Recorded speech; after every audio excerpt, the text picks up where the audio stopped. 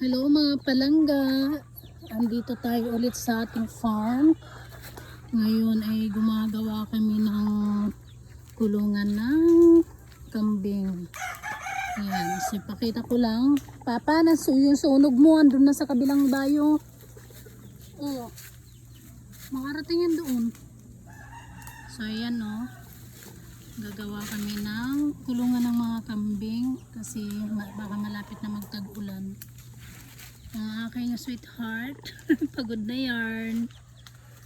Ayan siya. Baka masunog yan doon pa pa. So, mainit. O, yung balat ko ay ano na, sunog na. Pero it's okay. Pero papa, andun na sa kabilang iba yung ano, baka makasunog tayo. Maganda nga, mawala sila dyan. Ang sungkit mo, tingin ka. Sungit niya oh. Love you pa. Wala, love you kay pagod. Porkit? Pagod.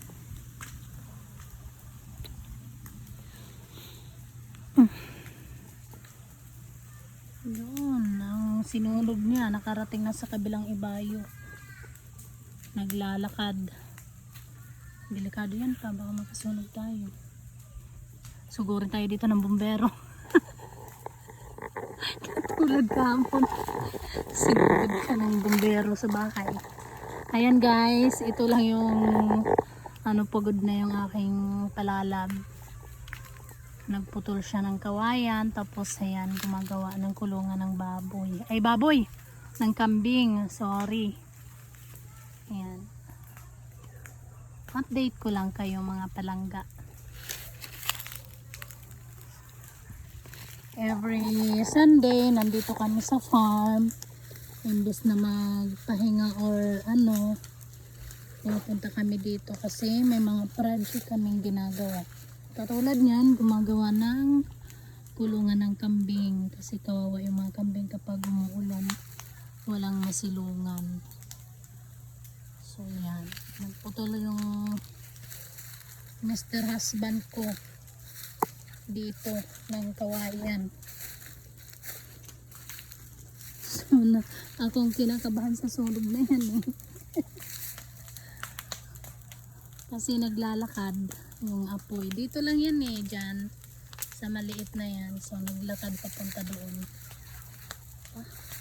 Huwag lang humangin ng malakas. Pero okay lang kasi para malinisan na rin yung mga yun o, yung mga puno ng saging. Kasi kawawa, hindi makapamunga ng maayos. Dahil masukal masyado.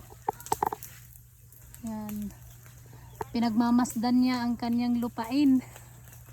Kung ano ang gagawin.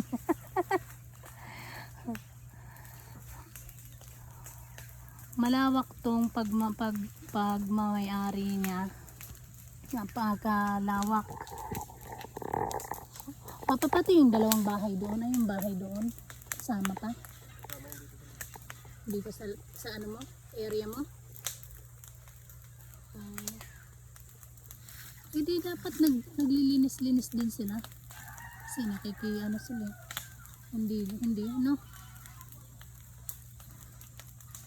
So wala sila pakialam. May titulo na to pa.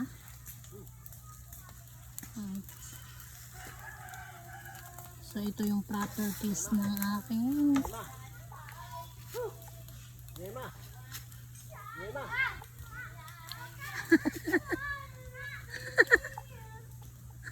Tama lang yan sunugin para lamaya sila doon.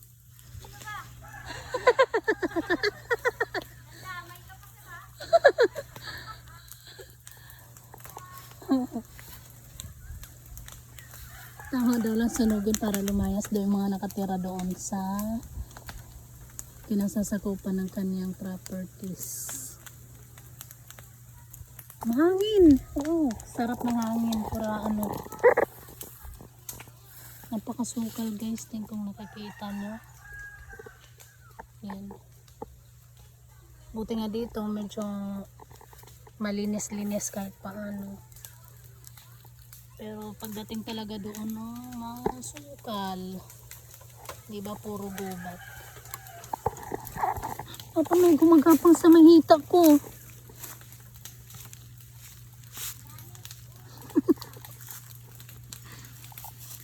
Ay, gumagapang. Ba, insekto.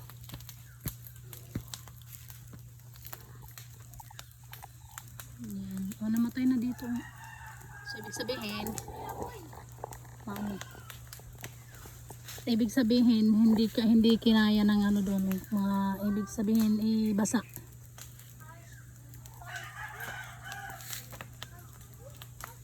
Yan. Pwede na tayo dito magtanim ng mga gulay-gulay. Basa yung lupa, di ba? Hindi. Hindi. Yan, humangin na. So, papunta na doon yung apoy.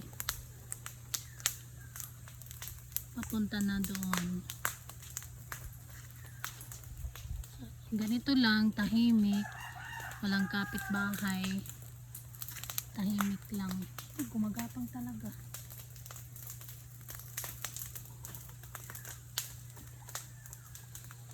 Sa farm ni Don Islam. Pinagmamasdan niya kung ano yung pwedeng gawin sa kanyang farm. Akala nyo naman yung farm guys na merong pagtaniman ng palay, merong bahay. Hindi, ito farm to ng bundok. Dito siya bumili ng properties para mag-alaga daw ng mga hayop. So, okay lang din naman. So walang palayan, hindi to farm ng mga palayan. Ano lang to. Pwede lang siya taniman ng mga nyug. Yun. Nyug, saging, kung ano-ano.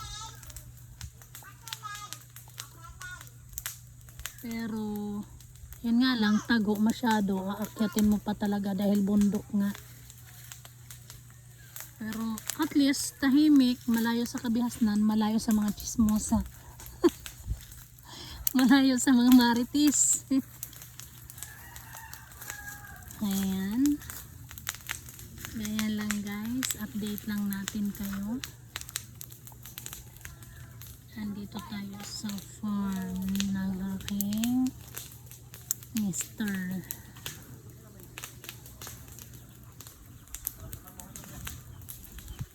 Dahil parehas kami basis sa trabaho, minsan lang kami makarating dito. Once a week lang kami pumupunta dito. So, siya ay stay out sa trabaho. Ako naman is stay in. Stay in ako sa trabaho. So, bihira lang kami magkita. Once a week lang kami magkita. Pag tumigil naman ako sa pagtatrabaho, may stay na ako sa bahay. So hindi pa ngayon para kasi gusto ko pa makatulong sa kanya. Ando na siya oh. Ayan na siya oh. Nasa kabilang ibayo na siya. Malayo na siya sa akin. Ayan, may kasama siyang bata. Kaway.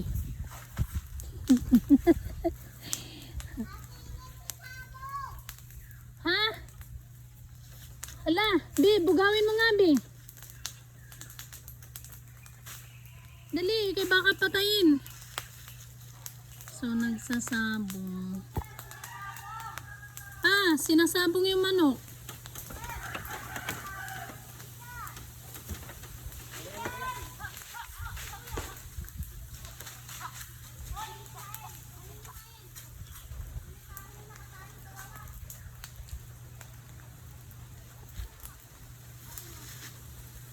Ayan.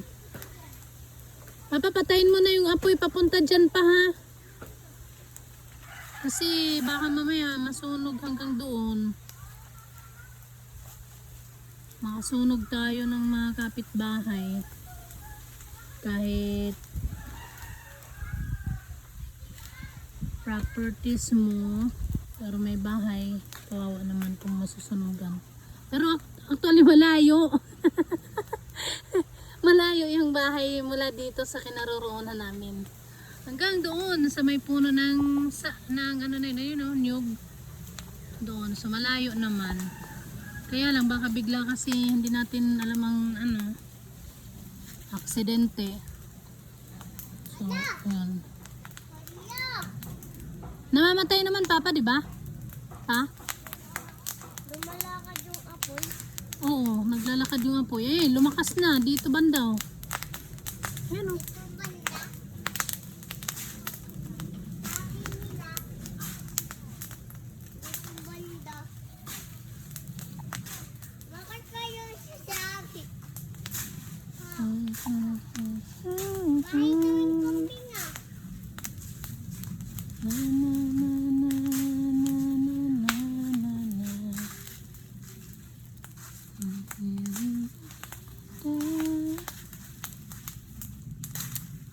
So, yun guys. Hanggang dito na lang muna ang ating video for today.